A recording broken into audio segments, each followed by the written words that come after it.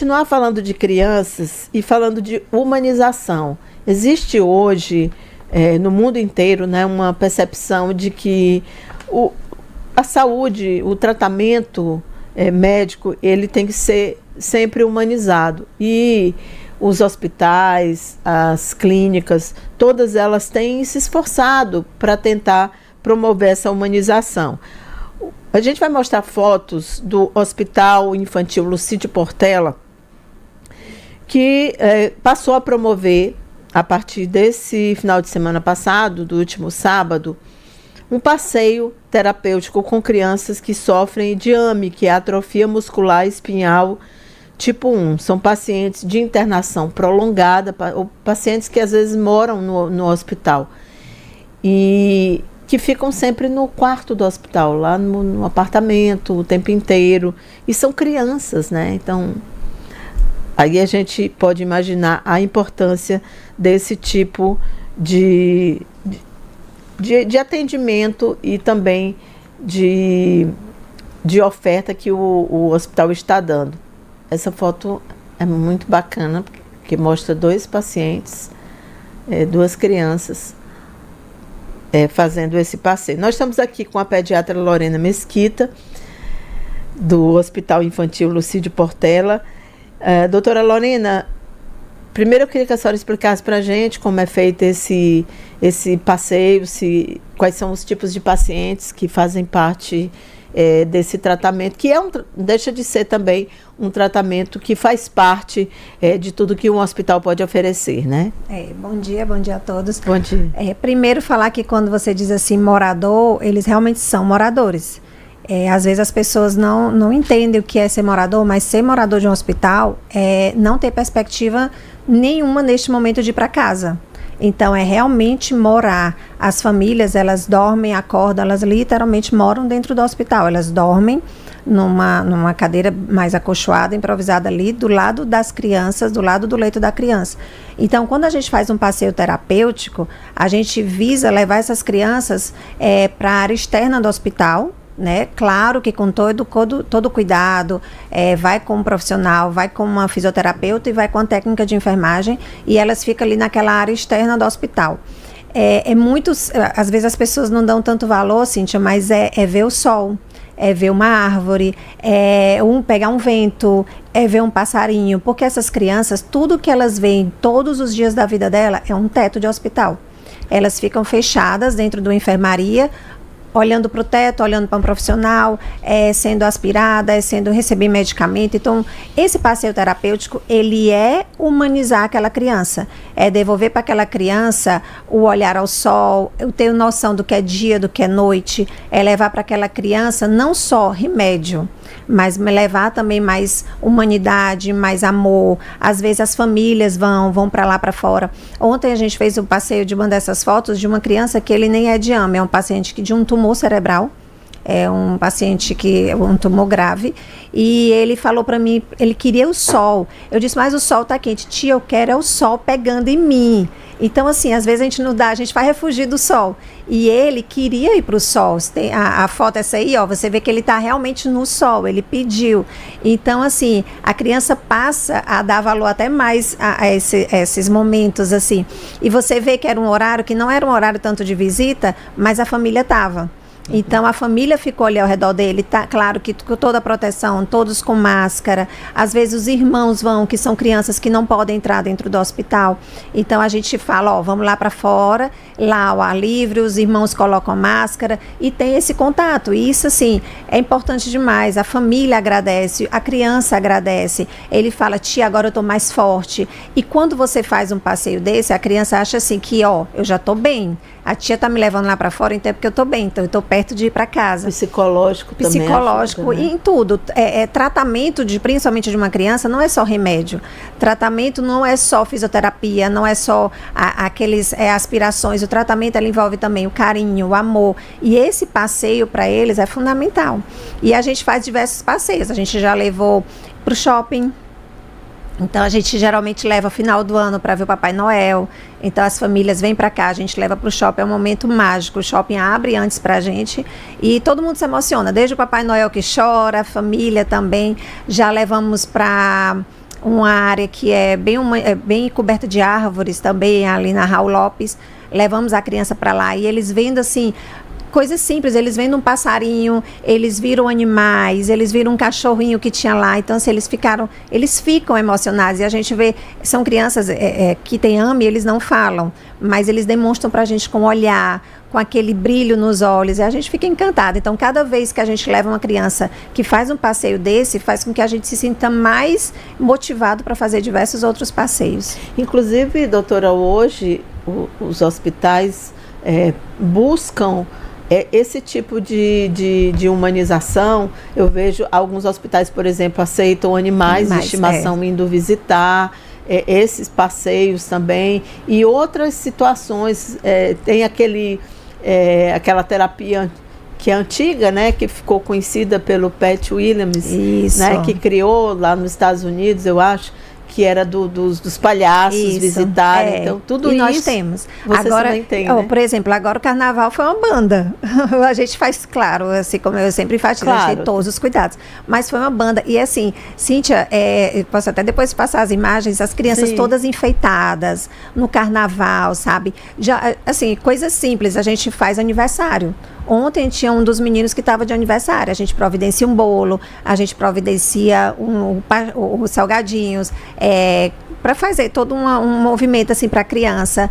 As famílias vão. Tem criança lá que você vê uma festa que faz o aniversário. E são coisas simples. Por exemplo, carnaval a gente faz isso. A gente lá dentro do Hospital Infantil nós temos uma sala de aula. Então a gente também tem professoras. Essas crianças vão para a escola, elas fazem a tarefa, elas não querem ficar atrasadas. Muitas vezes as escolas mandam para a gente as tarefinhas dele, eles vão para lá. A gente tem a brinquedoteca, a gente faz o dia de cinema. Então a gente coloca um filminho, proporciona para aquelas crianças pipocas, sempre mais aquelas crianças que podem. Então todas essas festividades a gente está sempre proporcionando lá dentro do hospital também. Hoje, no caso da AME, né, que é uma doença que deixa muitas limitações, né? A senhora mencionou aí, por exemplo, que as crianças não vocalizam, não né? falam. Não falam. E também não caminham, né? São totalmente dependentes, tanto de aparelho de ventilação. Por isso que precisam morar no hospital, né?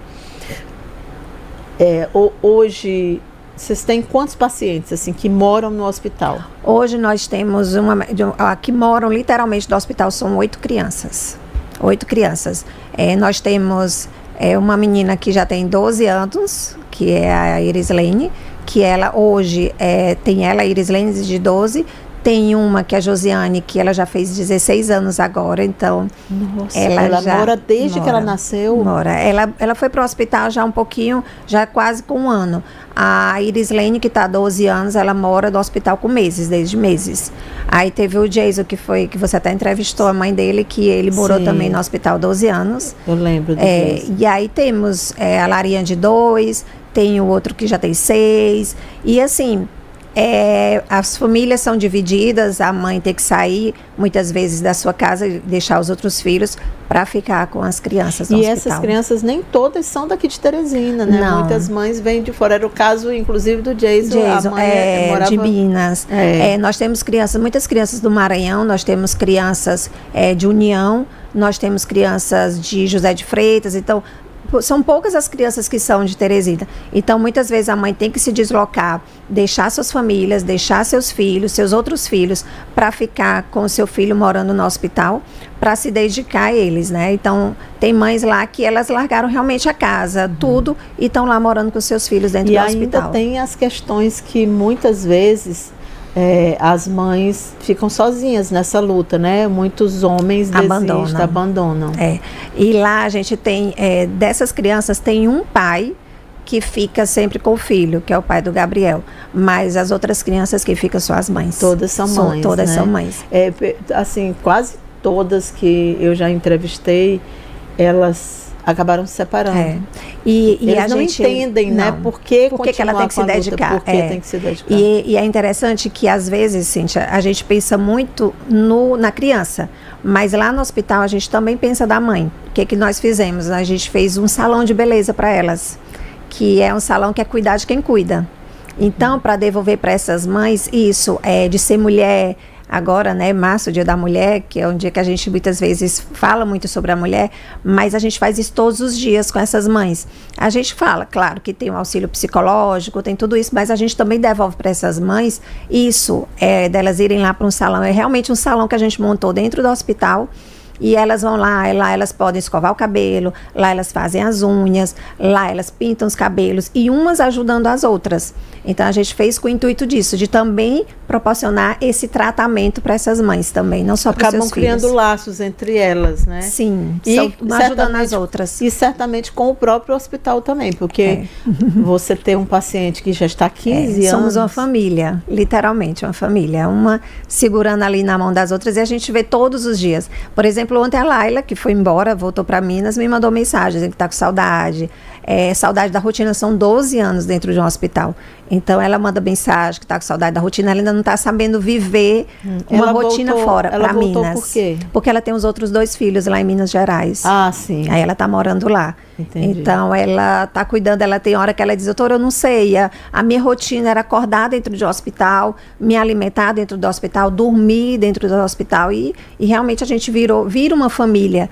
Tem mães, por exemplo, que a gente fala assim, ó, vai lá, vai em casa, vai ver tua família, que a gente cuida do teu filho aqui. E elas confiam. E realmente muitas a gente acaba ficando com os filhos, cuidando. Doutora, além da AME, quais são as outras, a senhora também já falou, tumores, né, graves, quais são as últimas, quais são, quer dizer, as doenças que mais têm levado crianças aos hospitais? Assim, hoje a gente está tendo muita criança com pneumonia, os pais têm que tomar cuidado que as bronquiolites estão voltando, a dengue também já está aí começando a aparecer, mas muitas crianças, porque o nosso hospital é um hospital de referência, então lá tem desde pacientes de internação por cirurgias, né, mas também nós temos pacientes neurológicos, pacientes com paralisia cerebral, pacientes que são encaminhados para o hospital para tratamento de pneumonias, pacientes que são lá internados também para a parte de cirurgias neurológicas. Agora a gente teve uma criança que foi uma criança realizada uma cirurgia via endoscópica de um tumor nasal, um tumor raro, num meninozinho de 12 anos, e foi feito, e foi uma cirurgia assim. Ontem a gente estava conversando com ele, ele chegou lá, ele roncava, ele não conseguia falar direito, porque toda hora ele ficava cansado, até a voz dele era uma voz anasalada. E depois da cirurgia que eu fui visitá-lo ontem, outra criança, ele, tia, eu tô dormindo, eu não tô roncando, tia, eu tô conseguindo respirar pelo nariz, coisa que ele não fazia. Então, tudo que é muito complexo, acaba sendo encaminhado realmente para o hospital infantil. Doutora Lorena, muito obrigada pela entrevista. Eu acho que é maravilhoso isso. Seria melhor ainda se a gente tivesse na nossa cidade áreas mais verdes, seguras, que pudessem servir para esse passeio terapêutico, né? Áreas sensoriais, sim. Que essas crianças pudessem ir, seria magnífico. Eu lembro que eu visitei uma em Picos, uma vez, que é o Caminho das Abelhas, onde as crianças das escolas percorrem aquele caminho para reconhecer as plantas, e depois elas fazem trabalhos escolares. Estuda lá na Universidade Federal de Picos, um trabalho da doutora Juliana Brandini, que é maravilhoso. É porque eu lembrei agora que realmente as crianças iriam adorar, né? Porque ela reconhece o aroma. E no caso, como elas vivem em região que tem muita apicultura, elas crescem sabendo disso. Então elas vão cheirando, elas botam vendas para é muito legal, o caminho sensorial. Eu ainda tenho uma vontade de levá-los para o zoobotânico. Eu tenho, só que assim, a gente tem que organizar bem, é uma logística muito logística, complexa. É distante, né? Quando a gente vai para o shopping, se você tem nossa última vez, foram 5 ambulâncias, são muitos profissionais, é uma estrutura, mas eu ainda tenho vontade de levá-los para o zoobotânico, pelo menos aqueles que conseguem sair, que conseguem, ainda tenho essa vontade. Precisa de quê? A gente tem que organizar essa estrutura a gente tem que organizar ambulâncias, a gente tem que organizar, tem que ser no momento que o clima não seja tão quente, porque a gente sabe que de manhã já é quente, então eu tenho que chegar bem cedo lá, como lá no shopping a gente vai 7h30, 8 horas da manhã. Então, a gente tem que organizar com as famílias, com o hospital, mas a gente ainda vai amadurecer. Está amadurecendo já essa ideia, eu sei que uma hora vai dar certo. Vai dar certo, sim.